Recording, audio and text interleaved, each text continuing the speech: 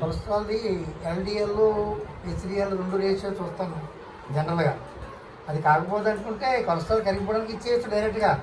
అది ఎంత ఉన్నా కానీ తగ్గిపోతుంది. 2 కొలెస్ట్రాల్ కూడా ఉంటాయి కదా మనకి బాడీలో. ఇంతసేపు మన ఎల్డిఎల్ మీద ఎందుకు దృష్టి పెడతాం చెప్పండి? హెచ్డిఎల్ ఉండాలి కదా. ఎల్డిఎల్ తగ్గిందంటే హెచ్డిఎల్ పెరగాలి, అంతే కదా. అప్పుడే కొవ్వు శాతం బ్యాలెన్స్ అవుతుంది. లేకపోతే బాడీలో అన్వాంటెడ్ ఫ్యాట్ అంతా వచ్చి కొంచెం అనీజీ అయిపోతాం. ఇటువంటివి కొన్ని ఉంటాయన్నమాట. దాన్ని మేము లెక్కేసుకొని ఇస్తాం. కొలెస్ట్రాల్కి మీకు ఇవ్వగలుగుతాను నేను. కొలెస్ట్రాల్ దీంతో పాటు యాజ్ యూజువల్గా జరగదు. మీకు 2300 రూపాయలు ఒక నెలకు అవుతుంది. ఏది థైరాయిడ్కి. ప్యాకెట్ పాలు కూడా వాడకూడదు.